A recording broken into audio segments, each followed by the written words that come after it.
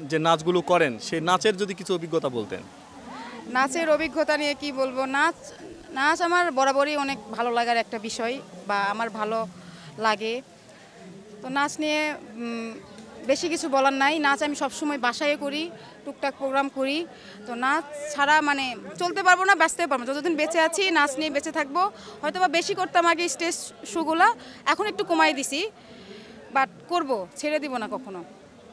কি এমন কারণ ছিল যে আপনি নাচের জন্য আপনার পরিবার থেকে শুরু করে সব কিছু ছেড়ে দিলেন? মানে আমার পরিবারের লোকজন বলেন, আমার বংশের লোকজন বলেন, কেউ এই জগতের না, মানে গান বাজনা এগুলো কেউ পছন্দই করে না। তো সেইখান থেকে, সেই বংশ থেকে আমি একটা মেয়ে, আমি 1% যে এই নাচের জগতে আসছি।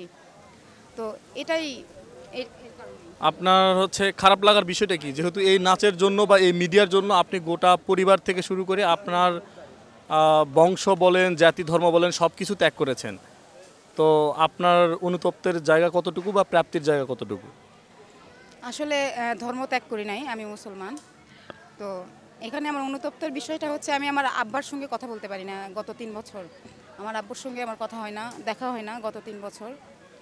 আর আমি আমার জন্মভূমি যেটা, আমার আদমদিঘিতে আমার বাসা, তো ওইখানে আমি যাই না 3 বছর।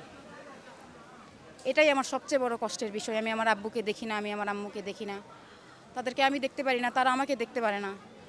তো এখানে আমাদের মধ্যে এমন একটা ফারাক হয়ে গেছে। তো কিছুটা আমার আব্বুর জন্যেও না, কিছুটা আমার ফ্যামিলি, মানে আমার আব্বুর ভাই যেগুলো আমার চাচা, তো তাদের কারণেও আমি যাইতে পারি না আমার বাসায়।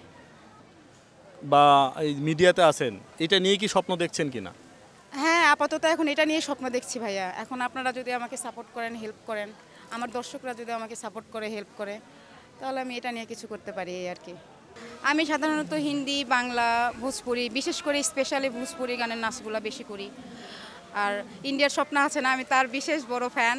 তো তার দেখেই মূলত আমার এই নাচের জগতে আসা। তো আমার নাচগুলো যদি আমার দর্শকেরা দেখতে চায়, তাহলে আমার একটা ইউটিউব চ্যানেল আছে, রূপা ডান্স গ্যালারি। সেখানে যে একটা সাবস্ক্রাইব করে দিবেন, সেখানে গেলে আমার সকল প্রকার সকল স্টেজ প্রোগ্রাম দেখতে পাবেন।